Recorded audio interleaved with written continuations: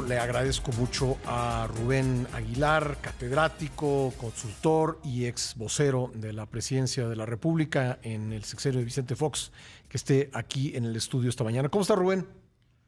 Muy bien, muchas gracias. Las gracias son mías por invitarme a estar contigo acá. No, bueno, queríamos platicar contigo de varias cosas, entre ellas del libro que en coautoría con Rubén Moreira, llamado Jaque Mate al Crimen Organizado, estás presentando. Tuvimos la oportunidad de platicarlo con Rubén en su momento, con Rubén Moreira. Tú andabas de viaje y queríamos también platicarlo contigo porque me parece un enfoque interesante. Ya te lo dejaré a ti que nos lo expliques. Pero bueno, lo hecho en Coahuila es interesante porque digamos que rompió con el paradigma que sucesivos gobiernos han utilizado de involucrar a las Fuerzas Armadas principalmente. Es un gobierno encabezado en su momento por él, por Rubén Moreira, que tomó una opción distinta y que, bueno, pues por supuesto que subsisten problemas como en cualquier parte del país, pero cuando uno ve, por ejemplo, que aparece Piedras Negras, que fue una ciudad que tuvo pues momentos terribles dentro de la presencia y actividad del crimen organizado, hoy aparece entre las ciudades donde la población se siente más segura en la República. Y bueno, eso fue pues motivo de mi parte de una pregunta de cómo es posible que ocurra eso. Ustedes lo cuentan en el libro. Pues sí, mil gracias, Pascal. Pues sí, a mí me parece lo interesante del libro, que es un conjunto de 40 horas de conversación entre Rubén y yo, en 18 ocasiones, de final del 18 a mitad del 2021, estuvimos conversando para dar lugar a este libro, que registra la experiencia que ya pasó. No es un proyecto de que habría que hacer esto, no, ya ocurrió. Es el testimonio de una experiencia de 6 años de trabajo de seguridad en el gobierno de Rubén Moreira, que va del 2011 al 2017 y que se reduce los homicidios dolosos en 88% y los homicidios de rivalidad delincuencial en 92%. Es un éxito brutal, no hay un caso semejante en México e incluso en América Latina. Había que hacer solo un comparativo probablemente con Medellín de Fajardo en aquellos años con el narco brutalmente expandido en Colombia y en particular en Medellín.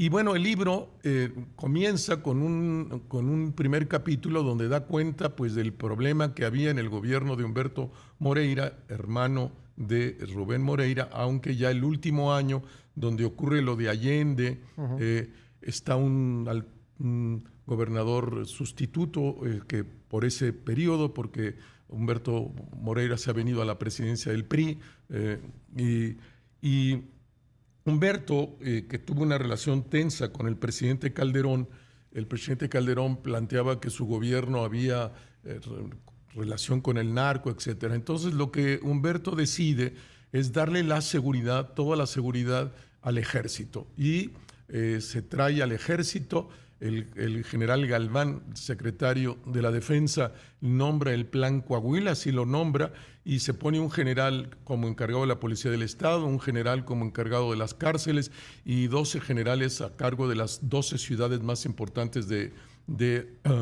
Coahuila. Y media Isabel Arvide, ahora nuestra cónsul en Estambul, no es el propio gobernador, y ella media entre el secretario de la Defensa y el gobernador. Se ponen estos militares a la cabeza y pues siguen, los niveles de violencia siguen y siguen y siguen y no se paran y no ocurre nada.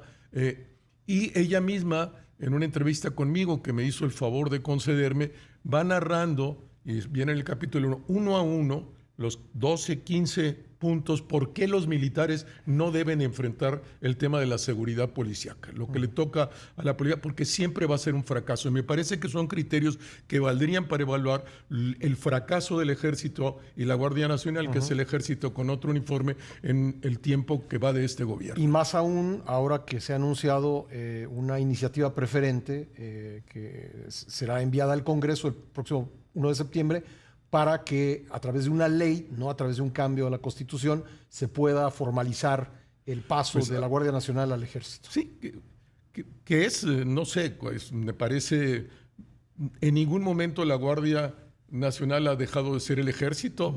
Todos están inscritos con sueldos en la Secretaría de Defensa. Son soldados con otro uniforme.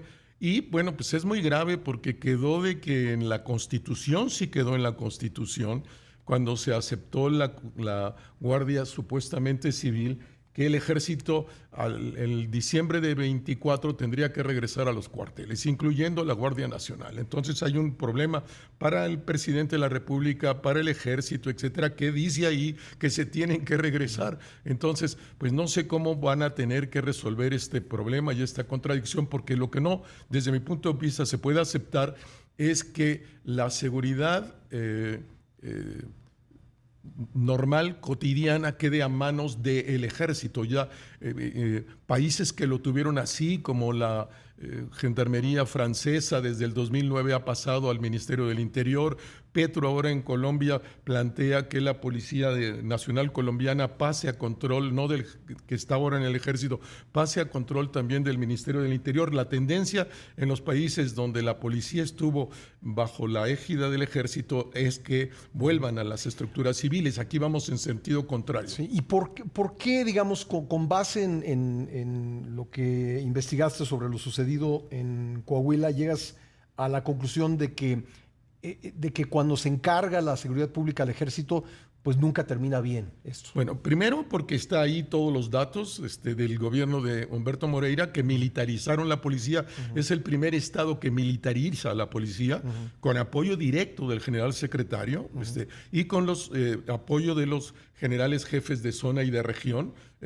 Y bueno, pues ahí está la narrativa, los números creciendo, incluso crece el número de los homicidios dolosos cuando ellos se hacen cargo. Y bueno, toda la reflexión del quien hizo la relación, que es Isabel Arvide, que manda el presidente como cónsul a Estambul, que narra paso por paso, ella reconociendo de manera crítica el fracaso y el por qué no. Y de otro lado, cuando Rubén Moreira toma el cargo, decide que pues, es la militarización contra la evidencia empírica no es camino, y que hay que tomar un camino con una estrategia muy clara que se plantea en el libro de 15 temas.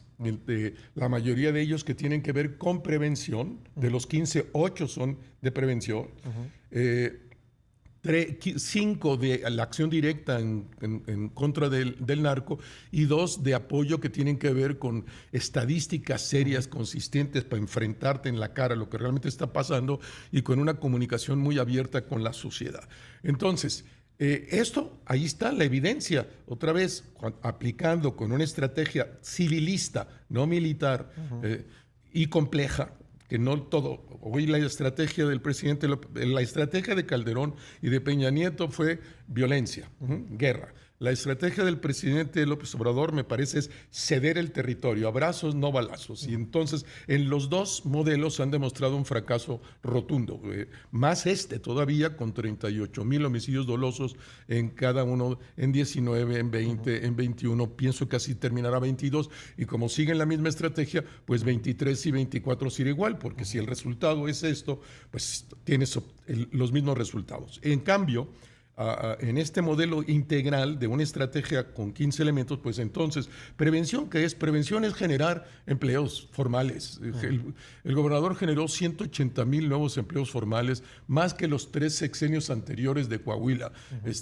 Ahora no estamos generando empleo. O sea, empleos versus apoyos, digamos. Empleo versus, lo único que resuelve el problema de la pobreza es el empleo. Los apoyos son paliativos de la pobreza, pero no resuelven la pobreza. Ni aquí ni en ningún ni ningún país del mundo. Y aquí no estamos generando empleos, traemos un déficit, no estamos creciendo económicamente. Si no creces económicamente, no generas empleo, etcétera. En cambio, Coahuila creció.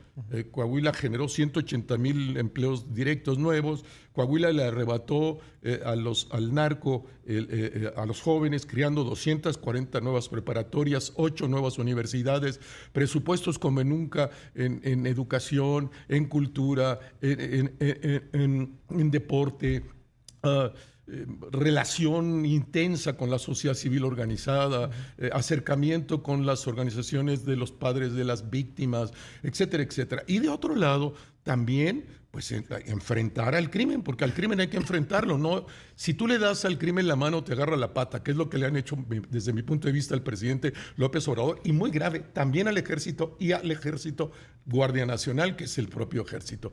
Entonces, pues se creó una policía de élite, se dividió la policía en 5 fuerzas, pues los policías de tránsito, pues tránsito, los policías de proximidad, pues recogen al borracho, ven el conflicto familiar, pero no pueden enfrentar al narco. Entonces se creó una policía de 350 efectivos, los GAFES, con 3 cuarteles en el territorio, caminando, 150, ¿verdad? Pues fue muy exitosa, con alto nivel de capacidad, con 30,000 pesos de ingreso, con vivienda, con gastos médicos mayores, con seguro de vida, con becas para los hijos, porque si tú no generas moral de combate en la policía, pues no va a haber, jamás van a combatir. Entonces, y pues este elemento fue muy importante y ahí está, y ha seguido, como el actual gobernador Miguel Riquelme siguió la política que había hecho su antecesor, Rubén Moreira, pues ha seguido con los mismos indicadores de no violencia, de reducción de la violencia y fenómenos como el que tú planteabas de Piedras Negras. En aquel momento Torreón era la 5ª ciudad más peligrosa del mundo, la más violenta del mundo. Todo eso cambió. Hoy puedes andar en las calles en Torreón. Ahora, ¿cómo? Con otro elemento sustantivo del libro, que es un error de los gobiernos anteriores, y así es, el único que puede resolver el problema es cuando el gobernador se hace responsable. Y cuando el gobernador convierte que volver la paz es el eje central de su gobierno, que en razón de volver la paz es cómo desarrollas la economía y junto con ello cómo desarrollas el empleo y junto con ello cómo desarrollas educación, etcétera, y también la parte policíaca de alta calidad. Es que es más fácil decir, pues que venga el ejército, ¿no? Así es. No es mi problema, es un asunto federal, es crimen organizado, yo no me ocupo, que se ocupe el ejército y la marina, ¿no? Ese ha sido el juego perverso y luego al gobierno federal le gusta hacerse responsable, porque siente que tiene mayor control, que hace mayor dependiente a los gobernadores en un país con una impulso al centralismo, que somos muy poco federalistas, aunque el texto constitucional lo diga. Entonces hay este juego, insisto, perverso entre la federación y los estados. Los gobernadores que no se hacen responsable y la federación que le gusta hacerse para quitar todavía más autonomía y hacerse con más fuerza en el peso específico que tienen los gobiernos estatales. Ahora, ¿no cabe una explicación alterna? Hace unas semanas el presidente decía, bueno, es que cuando hay un solo grupo del crimen organizado en un estado, pues no hay mucha violencia. Y puso por ahí de ejemplo a Sinaloa. ¿No será que en Coahuila no hay esa lucha que se está dando entre cárteles en otras partes del país? Te respondo de 2 maneras. Es cierto, el presidente tiene razón, cuando el narco se apropia en contubernio con el gobierno estatal, o ahora también creo yo, y me comprometo con el juicio, también ahora con el gobierno federal, pues no hay violencia, obviamente, ¿no? Pero no es el caso de Coahuila. En Coahuila se fue el narco, se hizo irrentable. Se hizo irrentable. Irrentable, a ver, y doy este ejemplo. Rubén Moreira descubre, y probablemente es un enorme descubrimiento, como todos sabemos ya, que el gran recurso de la droga se lava en los Estados Unidos. La droga se realiza en los Estados Unidos y ese dinero no regresa a México. Eso lo tienen muy bien estudiado los órganos de seguridad del Estado mexicano. Guillermo Valdés, cuando estuvo en el CISEN, hace un trabajo extraordinario de cómo ese dinero se retiene allá. Y es muy poco lo que viene acá. Entonces, pues la pregunta es, ¿cómo se mantiene el narco? ¿Cómo se mantiene el narco cotidianamente? ¿Cómo se mantienen los halcones? ¿Cómo se mantienen los sicarios? ¿Cómo se mantienen los narcotraficantes? Son hombres de negocio, de lo ilegal, hombres de negocio, quieren gastar poco y ganar mucho. Quieren comprar barato y vender caro. Bueno, entonces se descubre cómo se financia el narco. ¿Cómo se financia el narco? Con la venta clandestina de alcohol, con las maquinitas en las tienditas, con las carreras de caballos, con las peleas de gallos, con el cobro de piso, con los casinos, con los junkers, etcétera, etcétera. Entonces, pues no hay más, hay que cerrarlos. Se suspendieron las carreras de caballos, se suspendieron las peleas de gallos, se hizo un operativo para destruir 4,000 maquinitas en 4,000 tienditas distribuidas en todo el estado.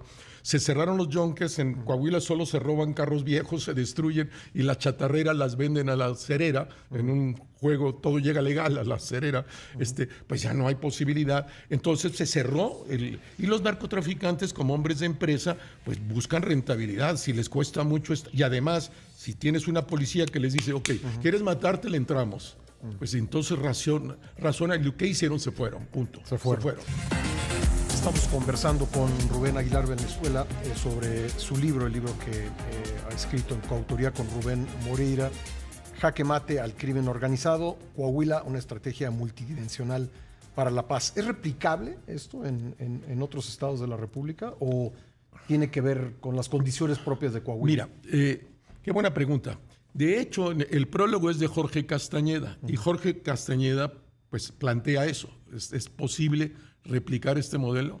Entonces, de hecho, pues hemos discutido con Jorge, el sábado estuvimos en una presentación del libro en Durango y Jorge mismo en la presentación planteaba decir, bueno, yo de mi lectura y viendo, pienso que habría un conjunto de estados del país que tendrían características muy semejantes a las de Coahuila, que podrían replicar el modelo más o menos igual. Básicamente estados del norte con más recursos. Nuevo León, Chihuahua, Sonora, Baja California, que podría replicarse. Porque es evidente que sí implica un modelo como tener recursos. En los estados del norte, Coahuila, pues tiene, además de los recursos federales, un porcentaje relativamente importante de recursos propios que puede levantar por sí mismos ya con su sistema fiscal y derivarlos a esta lucha. Desde luego que en concreto Rubén y yo pensamos que aquí hay un modelo que se hizo, que se dio, que no es un proyecto, y que además continúa, ya va para casi 12 años ya, de que comienza Rubén al año que viene que termina Miguel Riquelme, pues ya serán 12 años, y supongo que el gobernador que gane en Coahuila en 23, sea quien sea, pues siga en esta lógica. Si es de Morena, no lo va a seguir, ¿o sí? Pues yo no sé, si es responsable, sí, si es un irresponsable, no. Seguirá este fracaso de esta estrategia, pero pues hay políticos responsables y hay políticos irresponsables. Pero entonces, nosotros, Rubén y yo, sí pensamos que aquí hay una matriz que habría que irla, pues, acriollizando en cada región con sus propias particularidades, que no está a discusión desde nuestro punto de vista, pero cada uno es que el gobernador se haga responsable. No hay, seas en Chiapas o seas en Guerrero o seas en Sonora, o sea, es una condición indispensable que sea el gobernador, el líder del proceso. Dos, que el gobernador sea el que articule los otros actores de los niveles de gobierno a la federación y a los municipios. Tres, que sí tengas una policía propia que depende directamente del gobernador para responder. Cuatro, que sería lo más complicado y que habría que empezar a hacer muchos matices, es cómo financias. Porque hay estados que el 97, 98% del recurso llega de la federación, no tienes para dónde moverte. Entonces, tendría que haber un juego donde tú podías, estos gobernadores, negociar con la federación diciendo, mira, no me envíes tantos soldados, no gastes tanto en déjame que yo lo pueda hacer aquí, desde acá. Y empezarían estos procesos de negociación que sí implican, insisto, hacer 240 preparatorias, 8 nuevas universidades, generar 180,000 nuevos empleos. Pues es unas características muy particulares que implica sí tener un estado. Coahuila debe ser hay 5 estados que exportan el 50% de la producción nacional hacia los Estados Unidos, básicamente, ¿no? Y uno de esos 5 estados es Coahuila. Uno de cada 4 carros que se exporta se hacen en Ramos Arizpe, ¿no? Entonces, las autoparteras, pues sí, eso no existe en Chiapas, y no existe en Guerrero, y no existe en Veracruz. Entonces, ¿pero qué tipo de trabajo sí tienes que generar en esas zonas para que, generando empleo formal, que es el único que puede abatir realmente la pobreza, pues empiecen esos estados tener esta posibilidad que la gente tiene eso y que hace que jamás irás al narco si tienes un puesto bien pagado, bien remunerado, que garantiza la seguridad de tu familia, etcétera. Probablemente lo irás si no lo tienes, con la claridad, y quisiera subrayar que me parece que es un error sustantivo del señor presidente. Los pobres no están en este negocio, no son los más pobres. Los más pobres no pueden ni pensar en eso. O sea, son en general clases medias, medias bajas, las que están incluidas en las bandas del crimen organizado. Los pobres están... Es volver todavía más violento la pobreza cuando dices que los pobres están en el crimen organizado. Los pobres no están no pueden estar en el crimen organizado. Pues ahí está, Jaque Mate al crimen organizado, el libro escrito por Rubén Aguilar Valenzuela y Rubén Moreira Valdés, la experiencia en Coahuila. Tiene un prólogo de Jorge Castañeda, lo publica Editorial Planeta. Y vamos a seguir la discusión que se dé en torno de la publicación de este libro. Rubén, muchas gracias. Muchísimas gracias a ti, Pascal, un gusto. Gracias, igualmente.